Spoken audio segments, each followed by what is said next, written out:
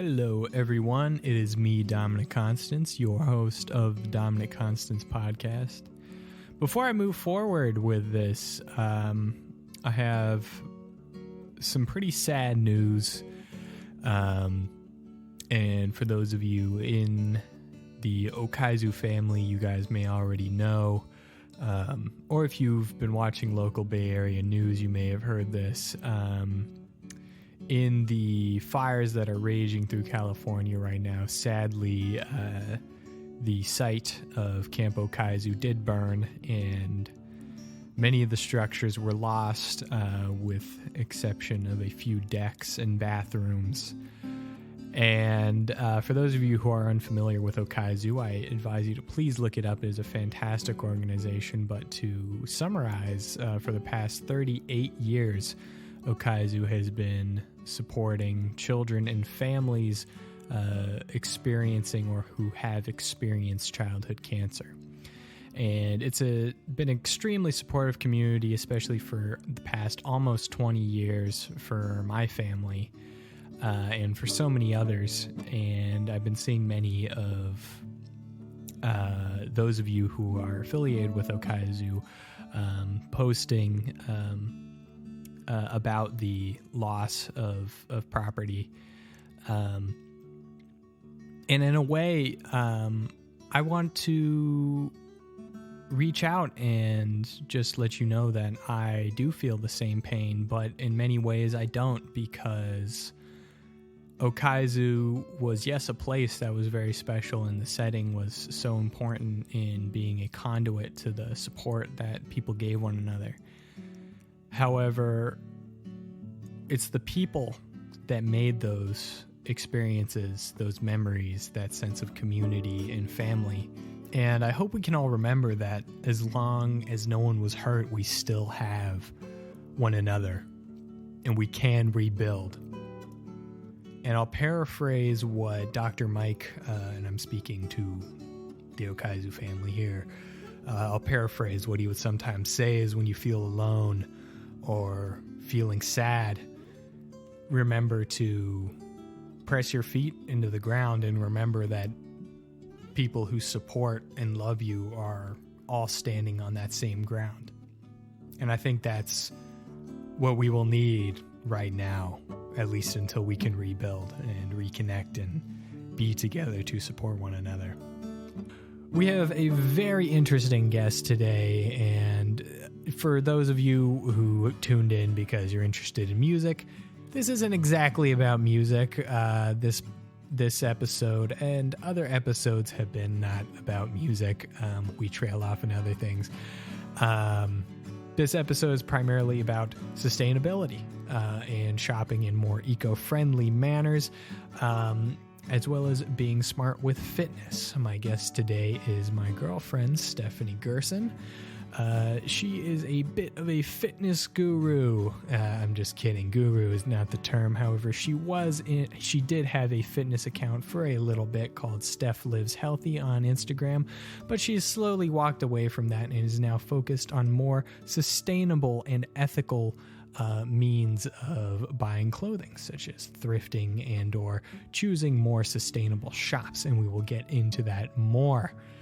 You can find her on Depop and or Instagram at Steph's IG Closet, where she is thrifting clothing. And in this podcast, we will try to get you to thrift your own clothing as a means of income and or as a means to extend the life of a garment. I really enjoyed this conversation because sustainability and living in an eco-friendly manner are some things that I'm personally very passionate about. At UC Santa Cruz, where I will be attending in the fall online, I do plan on hopefully going in an environmental science route. I'm not quite sure. I'm declared as a biochem major at the moment. However, I think I will be changing. So anyway, hopefully some things you hear spark your interest. Even if you came for the music, this is still a very interesting podcast. So please welcome with open arms and open minds, Stephanie Gerson to the DConstantz podcast.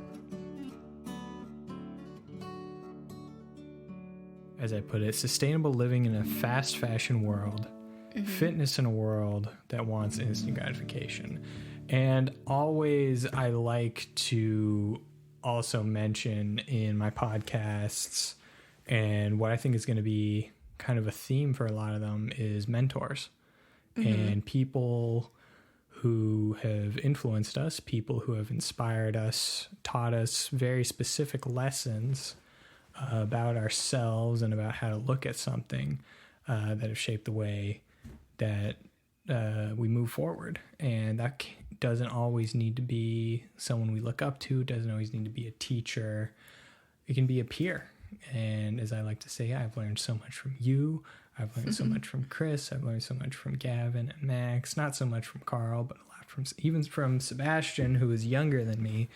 I think learning from peers is a really important thing. So I guess to start off, I'll let you introduce yourself, because I don't exactly know how to introduce you because I know you in so many different contexts, not just being the person who I kiss on the lips. So in the context of sustainability, fast fashion, and even fitness, how would you describe yourself? How would you describe yourself? Yeah, so I definitely have a lot of passions. I started a second Instagram account when I was 15 called Steph Lives Healthy, where I shared a bunch of different recipes I was trying. I even started sharing workouts, but now I've realized there's some controversy within that, which we'll talk about in the podcast. But in more recent years, especially in the past year, I've definitely become more passionate about sustainability, sustainable living, how I can change certain parts of my lifestyle to be more earth-friendly. So that's kind of become my passion now instead of fitness. And I just really like learning about sustainability and talking about it. That's really cool. So what was the initial spark for that second Instagram account? Because that's how I when I first met you, that was kind of something that you were kind of starting to brand. You were kind of starting to maybe get sponsors. You were giving out recipes. You still give out recipes. Maybe even a workout here or two, which you and I have discussed is, giving out workouts isn't as cool. We can talk about that later. What was the spark? For the health account? For the health account, yeah. I don't know. I guess I've just really loved to cook all my life. And especially when I was 15, I started seeing all these other people making accounts to share their recipes and also practice food photography. And that was when I was just getting into photography. So I thought it was a cool way to both practice my photography skills, learn how to cook better, and then also just at that time I was super skinny and I wanted to just get stronger just for various health reasons. Absolutely. So that was a main focus of mine, but looking back on it, there's definitely a lot of mistakes I made, I guess, along my fitness journey. I hate that word, but I guess I'll just use that. That I definitely want to talk about because there's so much misinformation that's definitely targeted towards women. And I did a few questionable things when I was 15 regarding my health and my workout routine that I definitely want to help people avoid. Well, it seems like, and I follow other than you. I follow other influencers. I'm not an influencer. Yeah, well, you may be. I mean, I think you don't exactly want to think of yourself as that, but perhaps there's probably a different word, but maybe it means a very similar thing. But overall, other people who I follow in the fitness or health or and even eco realm are making, I see these consistent mistakes, whether that's even in greenwashing for a lot of eco-friendly accounts that I follow. They're just completely, greenwashing is something that we'll talk about too. But what were those mistakes that you felt you made in the beginning? Yeah, I feel like I was just not really paying attention to where I was getting my advice from. I watched a lot of YouTube videos about people who were either just didn't have any, degree, or they weren't like a registered dietitian or anything. They just liked fitness and they posted content about it. So I automatically just trusted them. Absolutely. Or there were people that were like bodybuilders, even these are girls, and they were prepping for like bikini competitions or something, and they would post videos about that and the exercises they would do for that, which is a totally just extreme way of living. And they don't sustain that for their whole lifetime. That's only a few months of their prep, in quotes. That can be like 6 weeks. Yeah, exactly. People, but it's super, that way of living is super extreme because they're trying to get to their best ideal body type. Yeah. And I was like, oh, that's cool. Maybe I'll try out some of their meals that they're making, which obviously was a poor choice because as a 15-year-old girl, you're still growing. There's no need to starve yourself, and that was just a really bad path I went on. So I feel like in recent years, I've just tried to pay attention to who I'm following and making sure that they have good credentials. For recipes, I mean, anyone can make a recipe, but I mean, for specific nutritional advice, I would just either consult my doctor or try and find informational videos from real registered dietitians. And also the same comes with fitness advice. I wouldn't just trust any, Instagram model. I would make sure I was following certified fitness trainers. And then most recently, as of quarantine, I've just started doing Peloton workouts, and all of their instructors are certified. Yeah. So that it's not just BS. Well, I'm really glad you brought that up in like all the bullshit that's out there. And so much bullshit. I've even caught myself, I'll just be working out in some gym, or just talking with a friend other than you about various, diet and fitness things, and I will catch myself giving out advice when at the same time I know nothing. I haven't had a very difficult, fitness journey. Yeah. Well, I don't call it a journey because it was never started. I've always been doing athletics over the years. I've always been blessed to have the genetics to just happen to be lean and whatever. I don't have to really watch what I eat. And of course, that's also because I'm a growing teenage boy. Yeah. Our metabolisms are extremely fast. So, I always have to catch myself and saying, wait, hold up, Dom. You're not a doctor. What the hell do you know? And along those lines, does it concern you when you see other, looking back, like 15 to 21-year-old girls? It's amazing. It amazes me even people well into their 30s still will have kind of these weird perceptions about what proper fitness, what proper diet is. Totally. Where do you see that the most? I mean, I feel like just being a woman, there's the societal standards for like just your physique for women are just way blown out of proportion, and you grow up looking at celebrities who have all had extreme amounts of plastic surgery done, or they, have a really expensive personal trainer and a personal chef and all that. So that already just skews your view. But and they have time. And they have time because they don't have school and a job.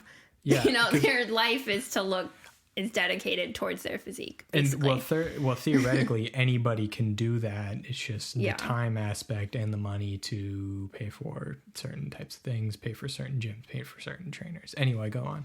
Yeah. So, I don't know, especially people have just become super gullible because all of these popular influencers, especially over the past few months, because everyone's at home, most gyms are closed. I've seen a lot of, 8-week guides being put out. There was one specifically that was put out by some like TikTok star, and it was like some 8-week guide to get a bigger butt or some bullshit like that. Which is absolutely unsustainable. Yeah. You won't develop the foundations. It takes years to do that. Yes, it takes years. Well, I mean, in 8 weeks, you can get like halfway through the foundational training that you'll actually need in order to achieve that. Otherwise, if you're just doing booty exercise for 8 weeks straight, you're going to have some weird hip imbalances. You're going to be extremely unflexible and you're going to hurt yourself. Yeah. So, and especially I think she was putting out nutritional advice as well, which just everybody's different. There's no be all end all for fitness. Totally. Which also took me a long time to learn. Especially when it came to like calorie counting, which I did do for a while, which my personal experience with it was very bad. It's different for everyone, but for me, I had a really bad experience with it. Hopefully people listening to this who are currently calorie counting, and if you are calorie counting, that's not a bad thing. That's nothing against you, but for different people, maybe looking at yourself, it can become very unhealthy and very obsessive. So, or if you're confused, you can always talk to a specialist. Dietitians and doctors definitely know the most about these things, not just random people on social media. Totally. So that's, who I would consult about these concerns. And I've had people DM me on Instagram with these concerns, and I always just say, hey, I'm not certified in any way, and I don't want to give you any false information. Which is the correct thing to do. And I think plenty of influencers who have, you could argue that they've been blessed with certain body types, with a certain, body type that is admirable. And so many times it's very easy to probably sell some of these products or some of these plans or eating plans because you're tapping into people's insecurities about their bodies.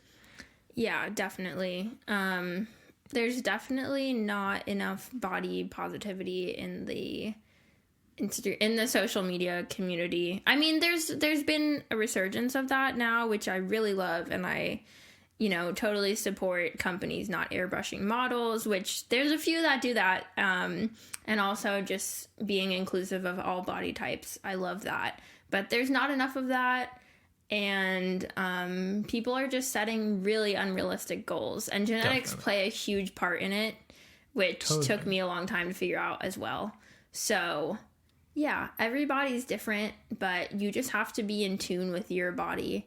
And that's just kind of how I became the happiest with myself, with my health and fitness routine, is when I just paid attention to what I like doing, what exercises I like doing, what food I liked eating, and just trying to listen to my own cues instead of like some random person on the internet who didn't have qualifications. Absolutely. I mean, I always think like from, and of course we can get into this later, but the talk of how mental health and physical health are so interconnected. Totally. But in that way, I just thought of this, interesting parallel in that people are always trying to find themselves in a mental way of, I'm trying to discover who I am, between the ages of 14 to 25 or something. Just, that's a generalization. Generally, you're discovering who you are. And I feel like in a way, some people should look at themselves physically and discover who they are and be okay in that way, discover that this is what you look like. You should be okay with it. Sure, you can change it to a reasonable degree. However, this is what you've been blessed with, so please live with it. And I think there would be plenty, and that's just so difficult with the president that is set, because it is the Instagram model, the TikToker. Fuck TikTok, by the way. I'm going to do a quick ramble. Fuck TikTok. I'm not saying none of you have no talent, and I'm not going to go fuck yourselves, but, I'm only on there for the dog content and the cute baby content. I think that's a very healthy thing. I don't follow the mainstream people who just can't dance. I only follow for the wholesome, cute content. Yes, and please to be clear. and please stop sexualizing underage girls. That's really disgusting, and we need to stop that. Anyway, back to what we were talking about. A president is sex sells, sexy bodies sell, and that's what is seen the most, and that's what people look up to. And no one's gonna post an unflattering photo of themselves on social media. Of course, they're going to put their best selves out there, and that's all people see. And they think to themselves, "Oh, I'm the only non-beautiful person of my friend group," or and that's simply just not true. So going back to that mention of the Peloton app, at the start of quarantine, they had a 3-month free trial, which I still believe is going on right now. So that's amazing and very generous. And their I fell in love with it. I automatically bought it after my trial ended. Yeah. So basically what it is, they do have certain bikes and treadmills that are specifically their Peloton brand, but they're like $2,000. They're very expensive. And honestly, I don't think they're that necessary. But the app itself has a plethora of workouts, probably like thousands if you add them all up. I would argue that there's probably like 300 new workouts being added. Yeah, every basically. Day. So they have, because those instructors are working all day. They do multiple workouts a day. You woke up at 7 a.m., join me live. Oh, I'm going to be doing one tonight at 7 again. It's like, wow, guys are working out a lot. Yeah, I was trying to think. I thought to myself, man, I could really maybe do this someday. And then I realized I really couldn't. They should be in the CrossFit games, honestly, because some of those people are doing some intense things. They're badass, yeah. So anyway, sorry I interrupted. They have a ton of different workouts, equipment or equipment free, running, cycling, whatever, you name it. They even had a dance cardio thing, which honestly, I did it, and I did look pretty embarrassing, but I was just alone, so it was really fun, and it made me very happy. That's awesome. But is that with weights? No weights, just dancing for 15 minutes. I loved it. I mean, I only do the body weight stuff because I don't have a treadmill. I did try the outdoor running one, and it wasn't that pleasant because it'd be like, "Oh, right, now we're sprinting," and we'd be going straight up a hill. So hopefully I'll sort that one out, and if I'm living in a more flat area or maybe it'll work. But the instructors they make you feel good, and they don't shame you in how much weight you can lift or how much you can do. One of my favorite instructors, Robin Arzon, I love her. She is probably my biggest role model. She was a former lawyer. She got into marathons. Then she quit law and founded Peloton. Anyways, she's amazing. Really? Yeah, she did. I didn't know that. She's really head instructor and founder.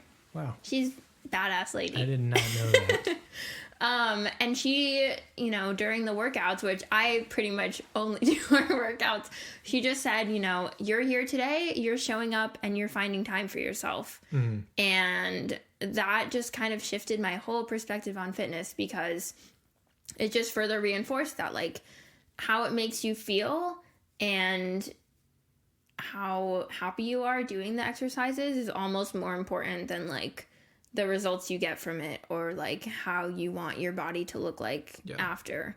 So that was definitely life-changing, and it made me feel really strong and powerful. Absolutely. Which was good, because during such a shitty time, it was nice to have that way that I could feel good about myself and, take that time out of my day to just dedicate time to me. Absolutely. I think they are probably lifting a lot of people out of the gutter right now, especially in the pandemic. And I hope, with the 3-month free trial that they added, that I mean, because my personal worry sometimes is that Peloton is only being used by wealthy white people. And I really hope that is getting into other communities, and that people are, you know, I hope people see that, oh yeah, actually there's like body weight stuff. I don't even need all of this equipment to do all this stuff, because the message of positivity that they give out is extremely powerful and impactful on someone's day. And I may have told you, I've definitely told you the story, but I'll just say it again for the podcast. When I did junior lifeguard here with the state beaches, there was an instructor I had. I'll just say his first name, Cody. I don't, you know, because I don't have his permission to say his last name. One time, some kids in the group were misbehaving because this camp was a bit of a boot camp for state lifeguards, teaching young kids, middle school, older elementary school, all the way through middle school, about lifeguarding with the state at the beach. And we would do various things, running, doing these crazy runs down the beach, tons of calisthenics, tons of swimming and paddling. And kids were misbehaving, and Cody said, you're all going to hit the water, jump in, you're going to jump out, roll around in the sand, and then lay face down in the sand. And we're not even going to do push-ups, because push-ups are a privilege. Exercise is a gift, and I'm not going to give you that gift of benefiting and becoming stronger. So you're just going to sit in the sand and do nothing for 20 minutes. And that had a profound impact on the way that I look at exercise. Exercise is a gift. You should look at it that way every single day, even if it is difficult. And you were saying, we were just talking about this, was it last night, 2 nights ago, that, you know, you feel good because of endorphins. And for me, it's, well, here's this moment of pain, and anything else is not pain. So anything else you're doing in life will just feel great. You know? Definitely. Yeah. So I guess this is a good segue into sustainability, and I had this conversation with my cousin as well as my dad about this. Super whitewashed. That generally sustainability and environmental based studies at universities are primarily white students, which is just a thought. We can talk about that a little bit more in depth later. But tell me a bit about Stephanie's closet. Steph's IG closet? Yes. Yeah, so I started it in junior year, and originally the Instagram account was just for me to sell my clothes, which a ton of young girls do this. Yeah. So it was pretty successful. I would just, sell to girls in my school, just off my Instagram page, and it would just be like Venmo transactions, stuff like that. That further transformed into a Depop page, which has also been a fun passion of mine. Just reselling my old clothes, giving my clothes a new life, which is super important. So I've been doing that for a year now, like almost a full year. And that's been really fun for me to have my own little business. But I have to say the one thing that definitely got me into sustainability was a big research paper I had to do for school just about fast fashion. I chose this topic because it just really interests me, and I was at a program in Brown earlier that summer, and they had this one store called Impact Everything. And it was super cool because all of their products help some varying cause. So they had one product that the proceeds were donated to, some humanitarian crisis, and then some other product, the proceeds were donated to animal welfare and different things like that. And I thought that was super interesting. They also had a ton of products that were plastic free, reusable, and I was like, wow, this is really cool, because I just hadn't really encountered that. But also one of my favorite YouTubers, her content started to shift more towards sustainable content and zero waste living, and that was really interesting because I'd followed her for years, and she was always the one to wear Supreme and all this hype beast clothing and buy pieces of clothing right when they came out and just be constantly buying and buying. And so it was really interesting to see her shift her perspective and her interest to sustainability. And also What's her name? Her name is Emily Lee. Okay. On Instagram or... I think her handle is Emily the Unicorn. Okay, great. Just a quick... Or Emily the Fairy. I don't know. She changed her username. But on YouTube, she's Emily Lee. Okay. And she is a person of color in the sustainability realm, which is super interesting because sustainability is very whitewashed. We need it. Yeah, it needs diversity. It really does. And a quick thing, if you could go back and kind of explain two things. Yeah. Why it is so important to thrift clothing, kind of the environmental connection to that, and also not only thrifting clothing, but also... just being conscious. Also, why fast fashion is so problematic right now. Yeah. So, she definitely inspired me to quit fast fashion, which it seems like a sort of addiction, which it totally is. And that definitely goes unnoticed. Because tons of people have shopping addictions. It's just like a widespread thing. And this sort of YouTube haul culture of like buying a bunch of stuff and showing it off, that was definitely something that was around when I was a younger teen, and it's still going on right now. And so I saw her quit fast fashion, but I still saw that she was super fashionable and she still looked really cute, which was very important to me because what is super passionate. Fast fashion though, and why is it so detrimental to human rights? Good question. So fast fashion is any sort of clothing that is mass produced, especially in foreign countries, in factories that have really unsafe labor standards. The workers are living just with really like low wages and just awful working environments. And this clothing is just produced constantly. And the whole practice itself is just awful because a lot of people don't realize that essentially majority of the clothing that is just sold in stores is fast fashion. Most garments are made for barely a few dollars or maybe even a few cents and then sold for a ton of money, which is awful because the retailer is making millions and billions off of their clothing and the workers are still suffering with unlivable wages, which just makes no freaking sense. Yeah, and to draw an example from recent news in China, this has actually been going on, for like the past 3 years. Of course, we always hear about, Chinese labor, but in the past, I think like 5 years, they've been finding that some, essentially it's multiple human crisis problems, but the Chinese party has been essentially arresting and putting religious and ethnic minorities, Kazakh people, Christians, Muslims, Jews in internment camps, concentration camps, and what their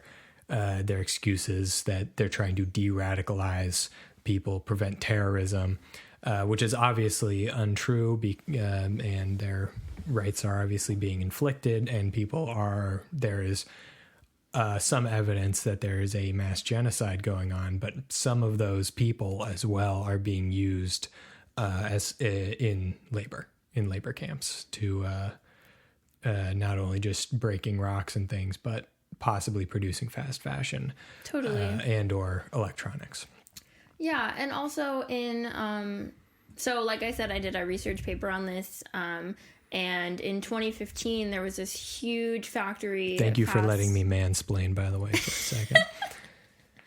I frequently enjoy it. Huge factory in Bangladesh that actually collapsed, and it was a fast fashion factory, making clothes for Old Navy, Macy's, Forever 21, you name it, all the big box stores. It collapsed. It killed like at least 1,000 people. So many people were injured. And this factory was just levels upon levels of people working, sewing, living unlivable wages in really unhealthy working environments. And that kind of spiraled a fast fashion revolution, to just know like who's making your clothes, who is behind that t-shirt you just bought. And there's a really good documentary on Amazon called The True Cost, and I really recommend watching it. It is a little bit old. It's from 2015 or 2016. That's quite relevant. But it's pretty recent. Yeah. And it just goes around the world and uncovers all of what you don't see behind the scenes of all the fast fashion companies, and it just explains our obsession with purchasing. So that really opened my eyes, and honestly, it like disgusted me. And that was a big driving force of why I didn't want to support fast fashion anymore. So after I watched that, I really had this whole shift, and I just decided, okay, I'm just going to buy all of my clothes secondhand and just try to buy less. Which seems like a very daunting task, buying all of my clothes secondhand. That seems crazy, but honestly, it's really not that hard. Depop is a fantastic way to do that. I love Depop. These shoes I'm wearing are from Depop. In fact, wait, was this shirt from Depop? No, I have many shirts like this from Depop, and people are doing some really good deals. And there is, I mean, this is kind of my problem with Depop. There's some scammers. There's some scammers, but there's quite a bit of fast fashion on Depop as well. Oh, yeah. People that's reselling. Definitely a problem. Yeah, in fact, so however, from the environmental standpoint, when you're picking your evils, you're definitely making a garment go many, many years longer. Definitely. Even buying a fast fashion item secondhand, that's still way better. Extending the life of clothing even by a few months really reduces its carbon footprint because it just isn't in the landfill. And in the documentary, they showed in Haiti, the people there were receiving these huge shipments of just clothing donations that didn't end up in thrift stores because contrary to popular belief, all of the items that you donate to Goodwill, they don't always end up on the shelves. And Absolutely. There is an excess of thrifted clothing, even though right now there's been some sort of argument where like, oh, people are buying all of the clothes at thrift stores, there's nothing left. Or people are buying all of the oversized t-shirts, there's not enough clothing left for plus-sized people at thrift stores. And that is a darn lie. Because there's an excess of donated clothing and most of it goes to the trash. So what I would say is just when you're purchasing things, even if you're purchasing from fast fashion, because sustainable brands are inherently more expensive.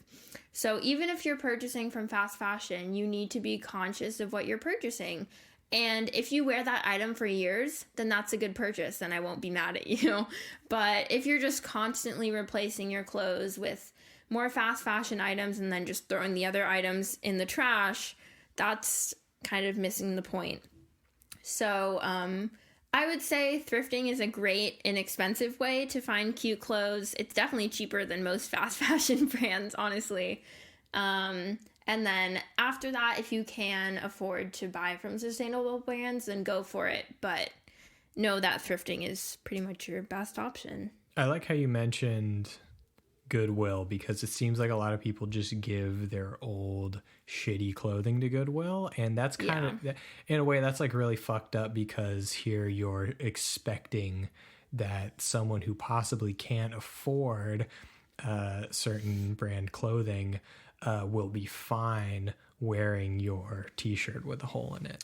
Yeah, so if you have clothes like that, I would, before you throw them away, I would say try to upcycle them. Like maybe those old t-shirts you can turn into cleaning rags for around the house. Definitely. Or make it into something new and cool. Or repatch, a pair of jeans or something. Or try and give it to a friend. But there's even you can even compost some clothing or even use them in a garden for certain things. There's plenty of alternatives. In fact, this is a usable sock, but I'm using a sock right now. So if you're missing a left sock and you have the right one, you can use it as a pop filter on your microphone. Exactly. So a lot of people don't realize that. But yeah, please don't throw your clothes in the trash can. That's just awful. Maybe one of your friends wants it, or like your dog can chew on it. I don't know. Definitely. Yeah. Yeah, you brought up a lot of points there. How do you how do you convince somebody to step away from, here is this cheap clothing, it's always new, it's always in style, always in season, step away from that, and here's this thing that might be possibly double the cost, but it's probably going to be better quality, it's going to last you longer, has a lower carbon footprint, and it was probably made by someone who was paid much better than at the fast fashion. How do you push them in that direction? Yeah, I started unfollowing a lot of people and influencers who are promoting fast fashion. Even right now, a lot of people are promoting this one fast fashion brand called Fashion Nova. It's been seen on celebrities such as Kylie Jenner, the Hadids, whatever, those type of people. So I started unfollowing those people who made me feel that temptation to buy what they had to fit in. So that's what I started to do. Then I started finding people who cared more about the environment, so I could learn tips from them and see what sustainable brands they were supporting, or how they showed, what amazing things you can find at a thrift store. So it was a, harsh shift for me, and I still get tempted every day by fast fashion brands just due to ads that I see, or clothes that I see people wearing. But after watching the True Cost documentary and after writing that paper, my perspective just shifted, and I said, you know what, it's really not worth it. And it just made me really uncomfortable to keep supporting these brands that were just using like really unethical labor and just contributing to climate change.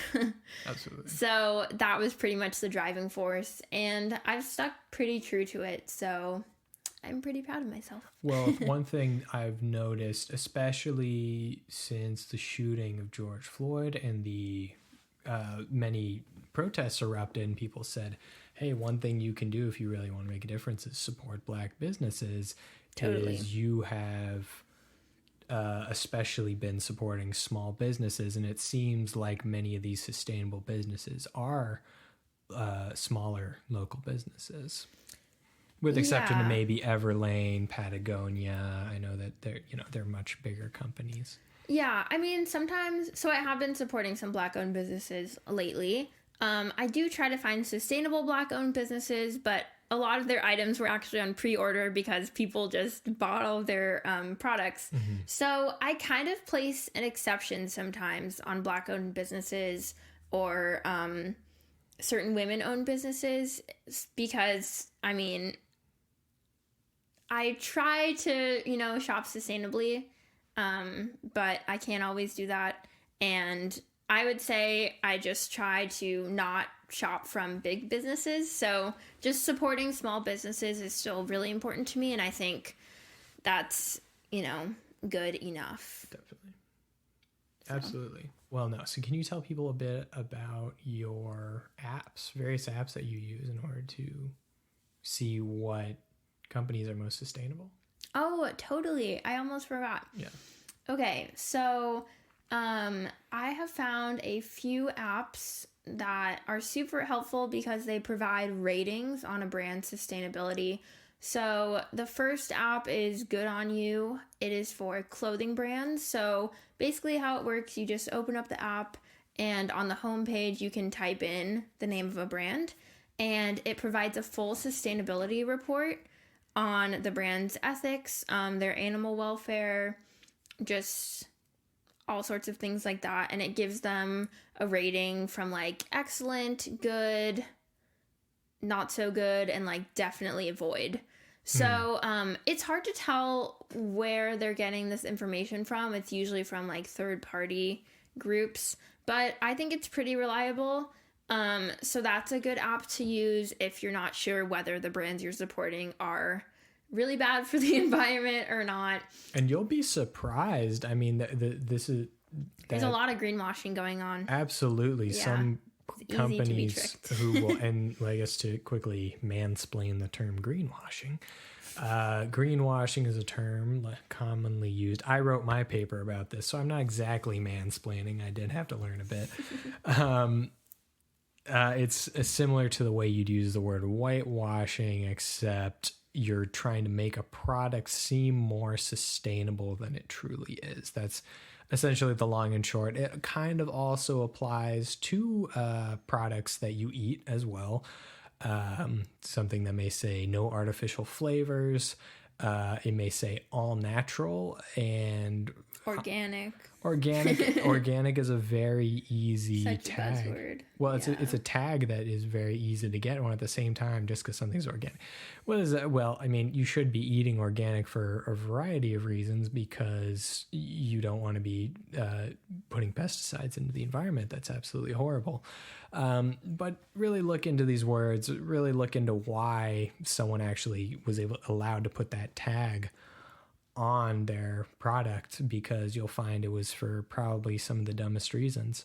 But anyway, yeah, go on with and the other app is called Good Guide, and this app isn't just for clothing, it's also for makeup and household products, which I found super helpful because a lot of the makeup and skincare brands I was supporting, they claimed they were cruelty free, but I didn't really know what to trust. And cruelty free is also a buzzword because, I mean, it assumes that there's no animal testing, but you really don't know. So there's plenty of ways around. There's so many ways around it. It's like you can. Well, no, there was the rabbits thing, but no, that was cruelty. They did mark that as cruelty by. Yeah. Or then they'll be like, oh, the cruelty free, but it's a down jacket, and they were like properly harvested down feathers. Yeah. Patagonia does that a lot. You gotta own up to that, Patagonia. So that app is more for just like general household products, and that's super helpful because especially the products you use every day, like dishwasher, detergent, soap, etc. It is important to learn about the impact of those products. And so if you ever want to find out how to change your household products to more sustainable options, I definitely recommend the Good Guide app. And then there's also a website that will find Black-owned businesses for certain products. So I forget the name. I think it's called the nihilist.com. And so that's a great way to support small businesses and not big corporations, because we know that big corporations usually have poor ethics or poor environmental policies. Right. So let's talk a bit about the lack of representation in sustainability, environmental efforts. And this isn't to say, hey, Black and brown people, step up. This is not at all what we're saying. We're saying that oftentimes there's cultures around sustainability and environmental causes that generally aren't very welcoming to a diverse group of people. So, where do you see that? Well, a lot of sustainable practices do originate from indigenous cultures, especially like veganism and vegetarianism. Absolutely. And for some reason, white people are claiming it. Yeah. I'm sorry, you were probably going to say that. So those ways of eating, which are better for the environment, because if you don't already know, factory farming and dairy production produce a lot of methane and awful stuff like that. Overall CO2 output's pretty high. Yeah. So a lot of ancient cultures have been practicing veganism and vegetarianism for centuries, just due to like religious beliefs. But that's definitely been like claimed by white creators as like something trendy and new, which it's not, and they need to give credit to the indigenous people that have been practicing that for a long time. Yeah. Imperialization really fucked with all of that, because they're like, Totally. you need to do this style of farming and this style of farming and use all these chemicals and stuff, which, may have, blasted, which may have like increased products, but then you have just this whole other problem that arose. And also certain methods like dyeing your clothes at home with natural ingredients, that was definitely an indigenous practice that has not been credited for. But there's also been, I feel like, a lack of representation in the sustainable movement. And I've recently found a lot of awesome Black creators on Instagram that live sustainably and do share amazing tips. So that's been great. And I did do a post on that on my Instagram. So check that out. That's cool. But yeah, it's super whitewashed. And also sustainability is like deemed as something that's not super accessible just because a lot of sustainable brands are super expensive, which shouldn't and not inclusive. Which to me is absolutely this mind-boggling thing, because it used to be that eating non-organic was actually more expensive. Mm-hmm. It used to be that, and then all of a sudden we just had this weird flip that eating and living in an organic fashion is now the more expensive thing for some reason, when it doesn't make any sense.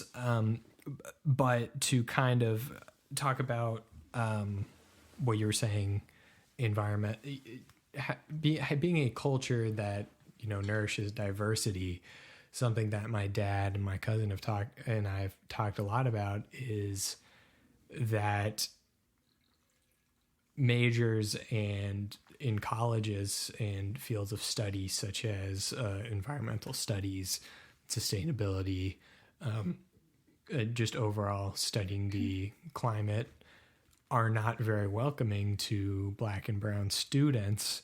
And what my dad told me that one of the reasons that may be is because Black and brown students tend to not have as many outdoor experiences as their white peers.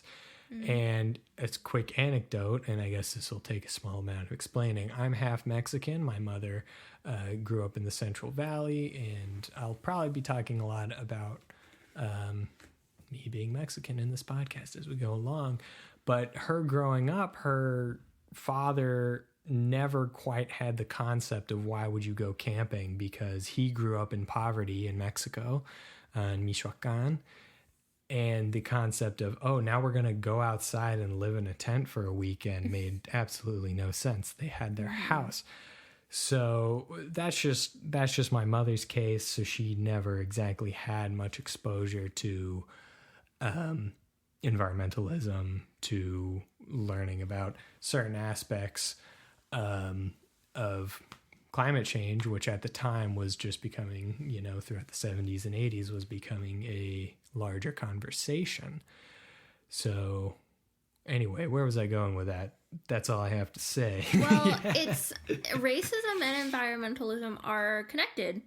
There's definitely some intersectionality in there, because a lot of fast fashion workers are people of color or people living in countries that are predominantly non-white. So it definitely, the whole fast fashion system definitely disproportionately affects the people who are working in those factories, which are usually people of color. Absolutely. And this is one thing that we used to talk about. Quick shout out to Miss Akey at Woodside, who taught me the AP Environmental Science, which I got a 5 on the exam. Just a quick plug to me, because this is about myself.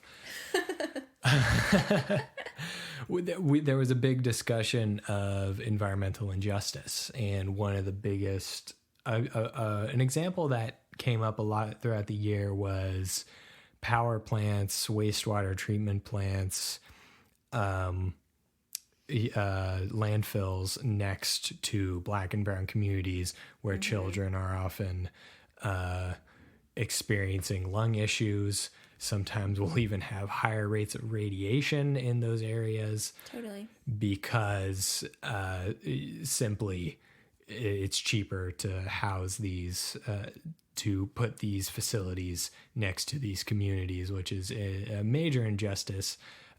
Just talking about the Flint water. What was that? 2015, 2014? Oh, it's still going on. And it's still going on. Yeah. Yes, of course. And actually, I'm surprised that when the protests were going on, I'm surprised now that I think about it. I don't know why that wasn't brought up. Was that brought up? I'm not sure. I think someone may have brought that up, but that was a crazy injustice. And of course, if that was a white community, that easily would have been fixed by now. But because it's crazy. In terms of living sustainably, no one can be perfect, and I definitely struggle with that. And I feel like, oh, well, I bought this thing and it's wrapped in plastic. I'm such an awful person. But you have to realize that even the small actions that you're taking are enough. Like, let's say you have one meal a week that doesn't, use meat or dairy. That's a great way to be a little bit more eco-conscious. And that's so easy. It's so easy. Yeah. Even like KFC has like a plant-based burger, or Burger King has the plant-based Whopper. So exactly. I've heard it's good, apparently. Or maybe instead of buying that shirt from Forever 21, you're gonna, have a little conversation with yourself and think, do I really need this? Do I have something like it in my closet? Will I wear it? Will I get a lot of use out of it?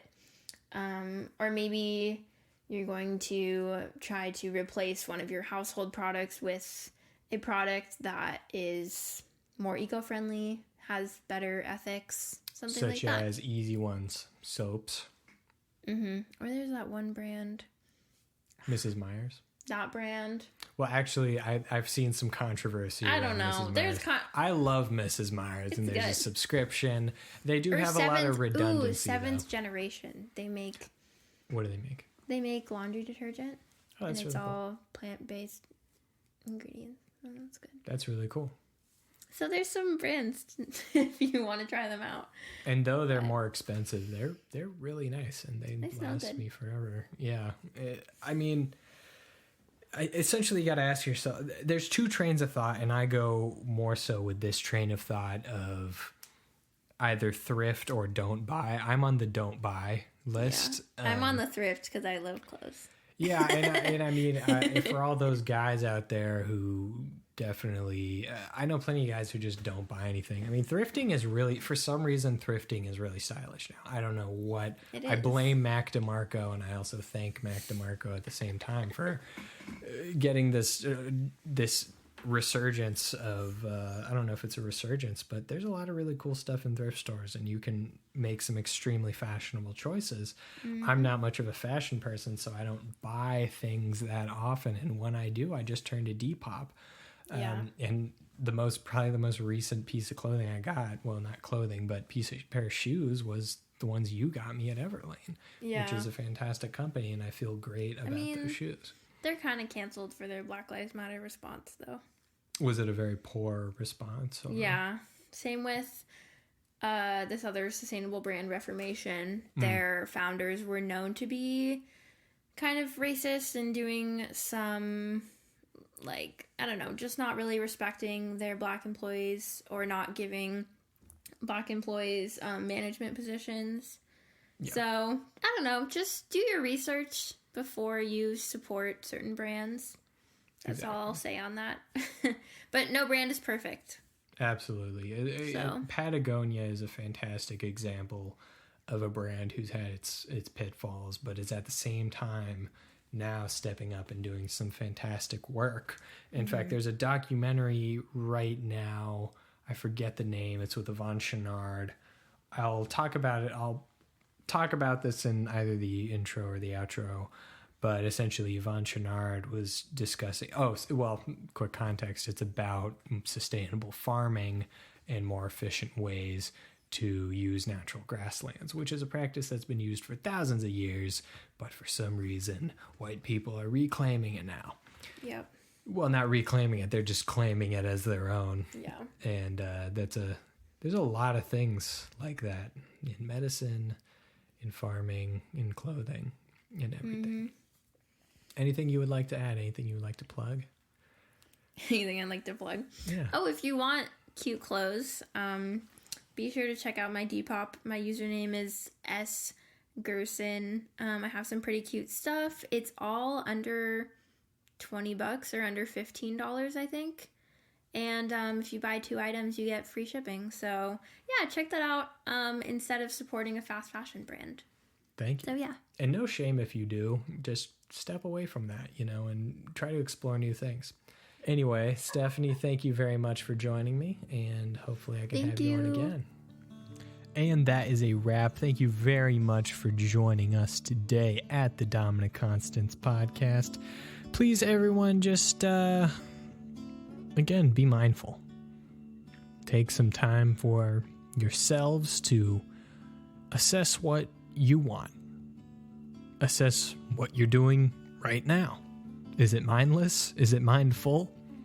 I don't know. You check. Thank you also to Stephanie for joining me. We had a very fun time with that conversation. I hope to have her back. And with a few of my other guests, I hope to have them on. If you are interested in being a guest on this podcast, please hit me up. First thing you could hit me up via would be my email, dconstz.podcast@gmail.com. Again, that is dconstz.podcast@gmail.com. Hit me up with ideas. Hit me up with your thoughts, something you like, something you didn't like. I don't know. I would love to have you on here to discuss your ideas. You can just be on here for 15 minutes. That's totally fine with me. I'd love to meet new people. Anyway, as I was saying, yeah, take care of yourselves. It's kind of a cheesy cliche at this point, and we say it all the time. And keep yourself educated. Keep yourself in the know. Anyway, hope all of you can enjoy the next parts of your weeks. Even if it is smoky outside, I hope you can find a small bit of light in your day. Another thing I would like to add, fuck Donald Trump. If you would like to email me and we can talk about how much we hate the Republican Party. Actually, we don't hate the Republican Party. I just specifically hate Donald Trump and would like to see him out of office. And make sure you register to vote if you are over the age of 18. We really need it right now, especially if you would like to see some environmental action taken. Clearly this administration has their heads and fists up their asses and don't know shit from shinola and don't believe science, so they can all go fuck themselves. Fuck Donald Trump. Sorry for swearing so much. I did say that this podcast was explicit, and you clicked on it, so here we are. Anyway, please register to vote. I know it takes, years and years for environmental things to get through the Senate, Congress, and all the different parts of power. However, we need to act now. We can't act 60 Earth days from now. We need to act now and do your part. Be more mindful of what you're buying. Look at the carbon footprint of something. Get an app that might tell you, hey, is this thing friendly for the environment? I don't know. You look for yourself. Something you might be wearing. You might be wearing some Supreme right now. You might want to take that off and burn it. Or you can sell it. I don't know. Anyway, I hope all of you have a fantastic rest of your day. And once again, thank you for joining me at the DConstantz podcast.